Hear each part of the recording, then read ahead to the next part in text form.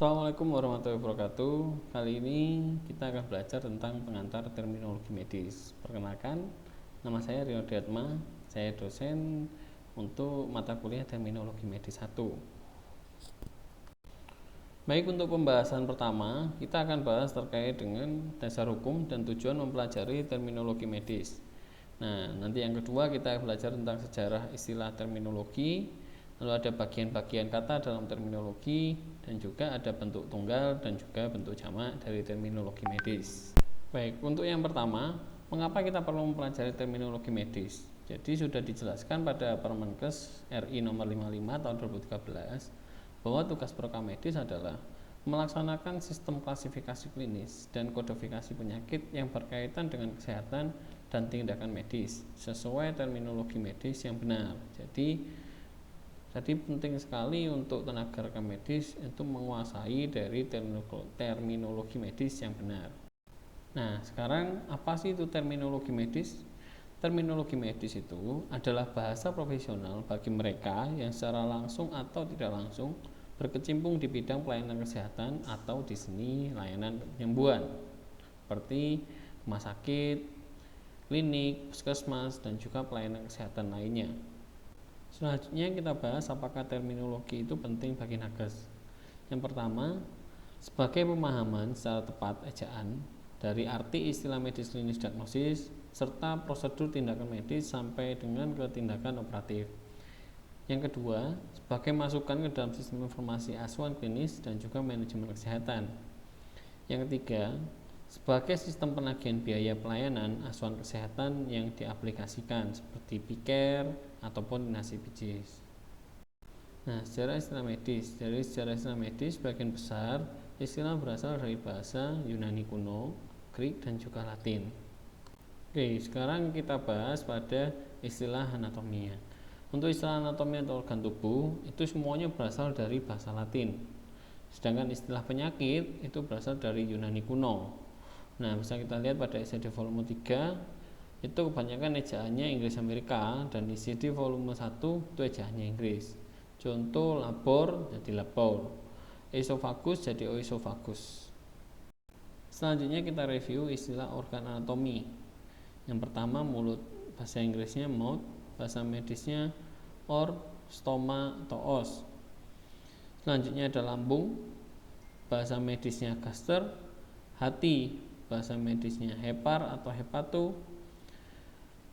tenggorokan, bahasa medisnya faring, lidah, bahasa medisnya gloso atau linguo, saluran telur, bahasa medisnya salping atau tuba fallopi, rahim, bahasa medisnya hister atau metrium, indung telur, bahasa medisnya ovarium atau ooporo. Nah, sekarang kita bahas terkait dengan contoh penulisan. Di sini ada tabel untuk Latin dan Yunani kuno. Latin biasanya disingkat L, Yunani kuno disingkat G.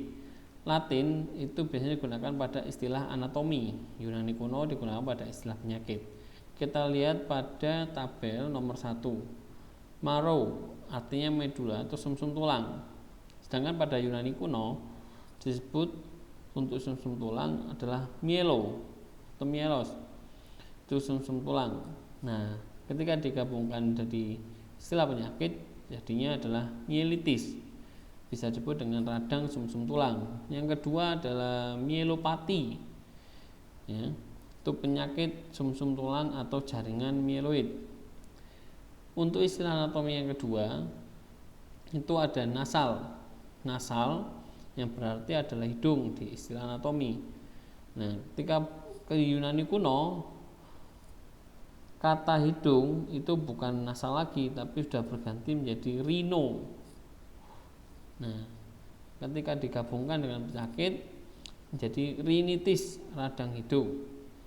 Untuk yang ketiga os itu artinya adalah mulut, yaitu bisa per os, per oral, atau bahasa anatominya melalui mulut. Sedangkan di bahasa istilah penyakitnya itu adalah stoma yang berarti mulut. Untuk penyakit jadi stomatitis, radang mulut.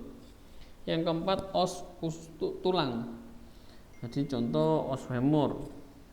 Nah, ketika jadi istilah penyakit jadi ostalgia, yang berarti osteon itu tulang, algia adalah sakit, dirasa sakit pada tulang. Yang kelima ren itu istilah anatomi adalah ginjal, ketika masuk ke istilah penyakit sudah menjadi nepron. Nepron kalau dimasukkan ke istilah penyakit jadi nefritis atau radang ginjal, atau bisa juga jadi neprosis, kondisi lesi ginjal yang mengalami degeneratif.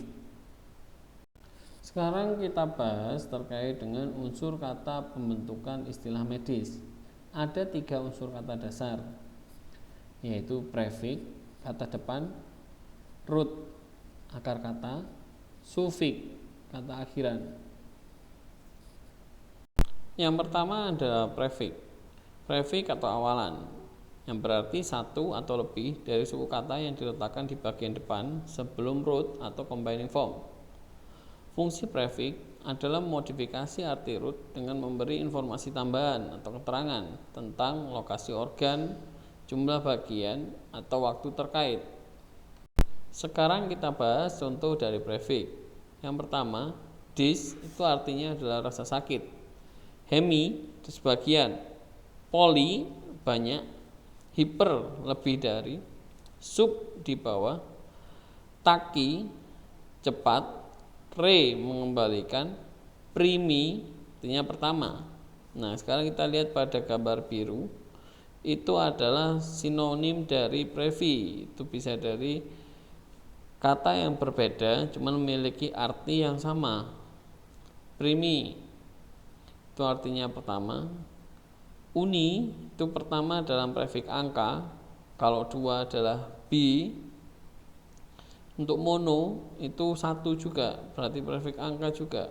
Cuman untuk mono biasanya digunakan pada jenis-jenis golongan bakteri seperti monococcus, diplococcus. Nah, selanjutnya ada epi dan peri. Epi itu adalah lapisan atas, peri juga lapisan atas, tapi dalam arti peri lebih mengelilingi atau membungkus. Oke, sekarang kita lihat pada prefix angka. Contohnya adalah tetraplegia, quadriplegia, yang berarti 4. Plegia artinya adalah kelumpuhan. Jadi dapat 4 kelumpuhan yang kita lihat bisa diindeks, yaitu ada quadriplegia bisa diindeks, tetraplegia juga bisa diindeks. Kita lihat pada kodenya, dia adalah kode yang sama, G82.5 dan G82.5. Jadi semuanya untuk tetra atau quadri tidak ada yang salah, cuma tergantung pada kategorinya. Kategorinya apa yang dimaksud dari si penyakit tadi. Oke, selanjutnya adalah prefix terkait dengan epi dan peri. Apabila dimasukkan dalam istilah medis itu ada epikarditis dan perikarditis. Nah, untuk pencariannya manakah yang benar, epikarditis atau perikarditis? Tergantung dari kategorinya.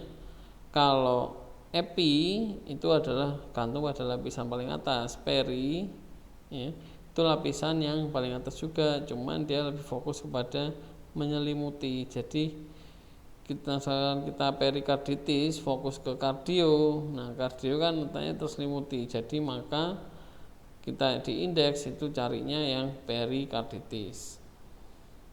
Selanjutnya kita bahas pada prefix yang berlawanan. Pada prefix yang berlawanan contohnya seperti up, jauh dari, at menuju ke arah, dis itu artinya buruk, nyeri atau sulit, eu artinya bagus, normal, sudah, hiper lebih dari, hipo kurang dari, inter antara, intra dalam, sub bawah, super supra atas. Jadi untuk prefix yang berlawanan itu juga dapat dimasukkan untuk mengmodifikasi dari rootnya. Kembali lagi tergantung pada kategori rootnya. Berikut adalah contoh prefix yang mempunyai arti yang sama, seperti hiper, epi, supra artinya sama-sama di atas, anti, kontra artinya berlawanan, circum, peri, keliling, dis, mal, jelek, salah, buruk, ante, pro dan pre, sebelum, hipo, infra, sub, ek, ekto, exo, ekstra. Untuk arti di luar atau luar. Di dalam ada indo dan juga intra. Untuk yang kedua yaitu tentang word root atau akar. Word root atau akar kata adalah dasar dari istilah medis. Yang kedua, tidak selalu menggambarkan bagian tubuh, dapat juga menunjukkan warna. Baik, sekarang kita akan bahas terkait dengan root pada bagian tubuh. Ada myelo, osteo, myo, neuro, artro. Yang memiliki arti myelo adalah medula spinalis, osteo adalah tulang, myo otot, neuro saraf, artro persendian. Sedangkan pada root warna ada cyano, eritro, leuko, melano, dan polio. Cyano artinya biru, eritro merah, leuko putih, melano hitam, polio abu-abu. Pada root akan terdapat yang namanya combining vowel, yaitu huruf vokal a, i, u, e, o diperlukan untuk menggabungkan antara akar kata dan akhiran. Tujuannya supaya istilah medis bisa lebih mudah diucapkan. Contoh, hepato, reno, rino, torako, yang artinya ada tambahan o di belakang. Nah, itulah mengapa huruf vokal o adalah paling umum digunakan. Contoh lagi ada pili, pilu, kuti, kuto, kuta, seba, sebo. Selanjutnya ada sufik. Akhiran ditambahkan di akhir root untuk menyelesaikan istilah. Misalnya tonsilo, akhiran ditambahkan untuk melengkapi istilah menceritakan apa yang terjadi pada amandel, yaitu tonsilitis, artinya peradangan amandel. Tonsilektomi, operasi pengangkatan amandel. Sufik dibagi menjadi 4 kelompok. Yang pertama kelompok diagnostik, kelompok simptomatik, kelompok operatif, dan kelompok lain-lain. Yang pertama kita bahas tentang sufik diagnostik. Di sini ada sele, yaitu yang berarti tonjolan atau hernia. Nah, untuk sufik diagnostik itu berarti encephalocele. Nah, yang kedua adalah oma. Oma adalah keadaan sakit atau tumor. Nah, kalau di diagnostik maka akan berubah menjadi hepatoma, mioma, dan lain-lain. Selanjutnya ada emia, di mana berhubungan dengan darah. Contoh seperti hiperglikemi, anemia. Nah, selanjutnya ada ektasis atau dilatasi, lebaran. Jadi ketika masuk ke sufik diagnostik beserta rootnya maka jadi bronkiektasis. Selanjutnya ada ptosis, yaitu turun dari letak semula. Masuk ke diagnostiknya jadi bleparoptosis, yang artinya adalah penurunan atau yang tidak normal, penurunan yang tidak normal dari semulanya. Nah, ketika masuk diagnostiknya bleparo artinya adalah kelopak mata yang turun dari letak semulanya. Yang kedua ada sufik operatif, yaitu tindakan terkait dengan contoh sentesis, tindakan menusukan. Apabila ditambahkan root torako jadinya torakosintesis, menusukan pada torak. Tripsi, menghancurkan, gabungkan dengan root lito jadi litotripsi, artinya penghancuran batu. Nah, contoh lain ada sufik yang mempunyai belakang atau sebutan belakang yang sama, cuman memiliki arti yang berbeda. Contoh ektomi, yaitu eksisi atau pengangkatan pada kasus tonsilektomi. Ostomi, yaitu adalah membuat lubang. Os artinya adalah mulut atau lubang, yaitu membuat lubang. Contoh seperti kolostomi. Tomi, yaitu membuat robekan atau insisi, contoh seperti plebotomi. Nah, kalau yang di terakhir itu ada tom. Tom itu biasanya diartikan sebagai alat, contoh nekrotom, alat untuk melakukan nekrotomi. Selanjutnya ada yang bagian bawah itu skopi. Skop artinya adalah proses pemeriksaan visual. Kita gabungkan jadi seperti endoskopi. Itu proses pemeriksaan visual dilakukan di dalam.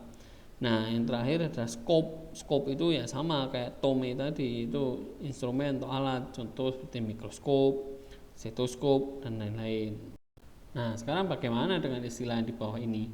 Hal ini, istilah-istilah ini itu kadang salah terkait dengan bagaimana penulisan ataupun istilahnya pengertian yang dilakukan oleh para pekerja medis. Contoh, elektroensefalografi itu artinya adalah proses. Yang kedua, elektroensefalograf itu instrumen atau alat. Tiga, ada elektroensefalogram adalah hasil. Jadi harus dibedakan antara grafi, graf, dan gram, di mana yang berakhiran i itu adalah prosesnya. Yang untuk graf mati itu instrumen atau alat. Nah, untuk yang gram itu biasanya hasil. Contoh lagi ada kraniometer. Nah, itu masuk mati kan, itu di instrumen atau alat. Kraniometri itu adalah proses pengukuran. Nah, selanjutnya kita bahas di sufiks simptomatik atau gejala. Contoh, penia itu penurunan di bawah normal, trombositopenia, jadi trombositnya turun bawah normal. Sklerosis, pengerasan atau tidak elastis, contoh arteriosklerosis. Lalu ada spasm, yaitu kontraksi otot mendadak. Algia, nyeri, dispalgia. Nah, bagaimana dengan ini? Ini ada gastralgia, dari gastro dan algia, yang memiliki arti nyeri pada perut. Sedangkan satunya lagi juga gastrodynia, nyeri juga pada perut. Sama-sama memiliki arti yang sama. Nah, di sini di indeksnya kodenya juga sama, cuma yang membedakan adalah di kategori rootnya. Sekarang kita bahas terkait dengan sufiks lain-lain. Contoh, sufiks lain-lain itu adalah hal-hal yang menunjukkan, atau contoh ad menuju ke arah, kaudat, blas benih cikal bakal, eritroblas. Tion, kata kerja menjadi kata benda, auskultation. Ior, hubungan atau perbandingan, anterior, inferior. Ema, itu penunjukan pembengkakan, eritrema, empiema, empisema. Bagaimana dengan sufiks yang memberikan keterangan yang beda? Contoh, kita buat kata awal atau rootnya adalah otot, myo. Myositis artinya adalah inflamasi peradangan, sama-sama di myo yang kedua. Mialgia, rasa pegal-pegal pada otot. Myorapi, menjahit otot. Mioma, tumor otot. Mioplasti, operasi plastik otot. Myotomi, memotong atau membelah otot. Pada terminologi medis juga ada yang namanya bentuk tunggal dan jamak. Contoh penyebutan bentuk tunggal dan jamak: bronkus menjadi bronki, virus menjadi viruses, varik menjadi varises, kosta menjadi kostae, rib menjadi ribs, datum menjadi data, food menjadi fat, neoplasm menjadi neoplasma, tumor menjadi tumors, ganglion ganglia, tendon tendons, vertebra jadi vertebrae. Itu adalah bentuk tunggal dan jamak, hampir sama seperti plural dan singular dalam bahasa Inggris. Sekarang kita bahas pada contoh penerapan terminologi dalam coding klinis. Kasus pada bibir sumbing. Kasus dalam bibir sumbing dalam bahasa medis artinya adalah cleft lip. Nah, sedangkan dari bahasa Latin itu adalah labioskisis. Nah, ketika bahasa istilah medis terminologi adalah seiloskisis. Nah, kita lihat di codingnya. Cleft, kita cari adalah cleft. Cleft itu adalah sumbing. Nah, kita lihat sumbingnya di mana? Lip. Nah, kita temukan lip di kode Q36.9. Nah, kita cari di bagian labioskisis atau labio, kata rootnya. Kita cari rootnya, ternyata tidak ada. Kita cari pada istilah medis yang Greek, seiloskisis. Nah, Ini juga ada di Clevlip Q36.9. Nah, ternyata sama. Jadi tidak selamanya yang di bahasa Latin itu juga bisa didapatkan di coding klinis. Jadi yang sering digunakan adalah arti dalam bahasa Inggris, dan juga yang paling terutama itu di istilah medisnya dari bahasa Greek atau Yunani. Contoh selanjutnya itu adalah nyeri, pain atau angina. Nah, pada indeksnya pains itu masuk di golongannya misalkan chest pain gitu ya. Chest pain ada ischemic dan juga ada coronary. Angina itu artinya nyeri. Nah, kita lihat di angina, nyerinya nyeri apa? Tachycardia chest. Nah, ketika chest itu berarti masuk di I20.9. Kita lihat di sini di pain ada chest R07.4. Nah, dimasuk di bagian ischemic di I20.9. Jadi sama. Oke, contoh yang terakhir itu litotomi, lit dan otomi. Nah, kita lihat pada litotomi pada kidney ya. Itu buat insisi atau pada kidney, itu pada ginjal. Nah, kalau kita masukkan di indeks litotomi, maka akan muncul nanti subnya di mana bagiannya. Nah, misalkan kita pilih kidney, ginjal, yang bahasa medis dari Greeknya, setelah terminologinya adalah nephron dan otomi. Nah, itu di kode 55.01. Langsung di litotomi itu sama, litotomi kidney 55.01. Nah, jadi sebenarnya tidak ada yang salah, cuman harus benar-benar paham terkait dengan bahasa medis untuk istilah medisnya atau terminologi medisnya. Sekian kuliah hari ini tentang pengantar terminologi medis. Saya harap teman-teman dapat memahami terkait dengan inti dari terminologi medis. Oke, selamat belajar. Terima kasih. Sampai jumpa di pertemuan selanjutnya.